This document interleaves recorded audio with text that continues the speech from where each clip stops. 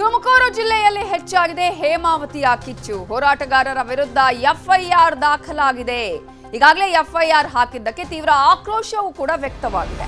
ಸರ್ಕಾರದ ನಡೆಗೆ ಹೋರಾಟಗಾರರು ತೀವ್ರ ಆಕ್ರೋಶವನ್ನ ವ್ಯಕ್ತಪಡಿಸಿದ್ದಾರೆ. ಈಗಾಗಲೇ ತುಮಕೂರು ಜಿಲ್ಲೆಯಲ್ಲಿ ಹೇಮಾವತಿಯ ಕಿಚ್ಚು ಹೆಚ್ಚಾಗಿದ್ದು ಹೋರಾಟಗಾರರ ವಿರುದ್ಧ ಎಫ್ಐಆರ್ ಅನ್ನ ದಾಖಲಿಸಲಾಗಿದೆ.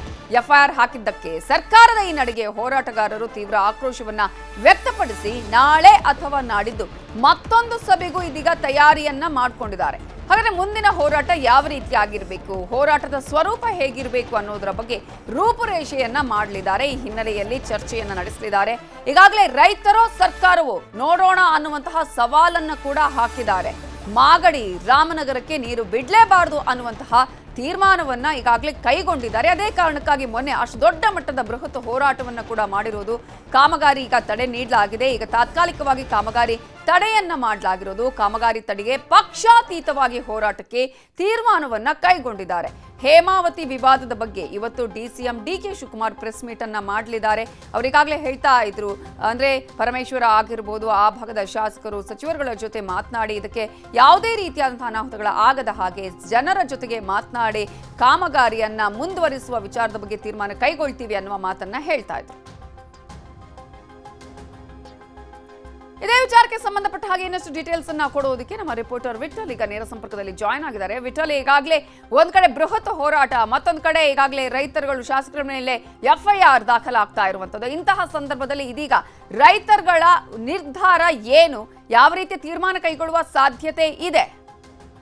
ನಮಿತಾ, ಏನು ಮೊನ್ನೆ ನಡೆದಂತ ಹೇಮಾವತಿ ಲಿಂಕಿಂಗ್ ಕೆನಾಲ್ ಕಾಮಗಾರಿಯನ್ನು ವಿರೋಧಿಸಿ ರೈತರು ಏನು ಪ್ರತಿಭಟನೆ ಮಾಡಿದ್ರು, ಆ ಒಂದು ಪ್ರತಿಭಟನೆಯಲ್ಲಿ ಭಾಗಿಯಾದಂತ ರೈತರ ಮೇಲೆ ಈಗ ಎಫ್ಐಆರ್ ಅಸ್ತ್ರವನ್ನ ಬಿಟ್ಟಿರ್ತಕ್ಕಂಥದ್ದು ರಾಜ್ಯ ಸರ್ಕಾರ. ಬರೀ ರೈತರ ಮೇಲೆ ಅಂತ ಅಲ್ಲ, ಈಗಾಗ್ಲೇನೆ ಅಲ್ಲಿ ಏನು ಅವತ್ತು ಮೊನ್ನೆ ಭಾಗವಹಿಸಿದ್ರು 4 ಜನ ಸ್ವಾಮೀಜಿಗಳು, ಅವರು ಕೂಡ ಈ ಒಂದು ಎಫ್ಐಆರ್ ನಲ್ಲಿ ಅವರ ಹೆಸರು ಕೂಡ ಅಂದ್ರೆ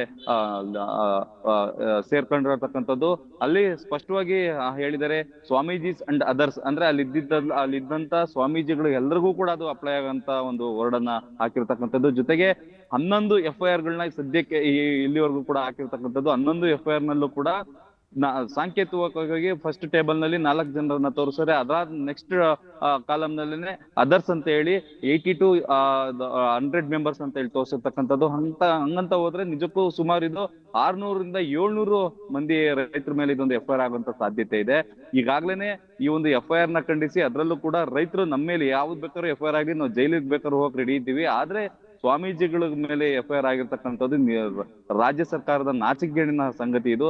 ಹಂಗಾಗಿ ಇವತ್ತು ನಾವು ಇದ್ರ ಬಗ್ಗೆ ಒಂದು ನಿರ್ಧಾರ ಕೈಗೊಳ್ಳಲೇಬೇಕು ಅಂತ ಹೇಳಿ ಇವತ್ತು 11ವರೆಗೆ ಇವತ್ತು ಹೇಮಾವತಿ ಹೋರಾಟಗಾರ ಸಮಿತಿ ಜೊತೆಗೆ ಬಿಜೆಪಿ ಮುಖಂಡರು ಜೊತೆಗೆ ಜೆಡಿಎಸ್ ಮುಖಂಡರು ಜೊತೆಗೆ ಶಾಸಕರುಗಳು ಇವತ್ತು ತುಮಕೂರಿನ ಖಾಸಗಿ ಹೋಟೆಲ್ ನಲ್ಲಿ ಒಂದು press meet ಕರೆದಿರ್ತಕ್ಕಂಥದ್ದು.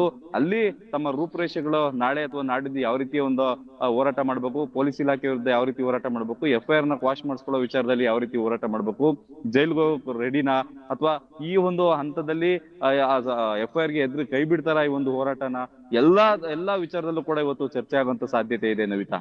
Okay, thank you Vittal, details.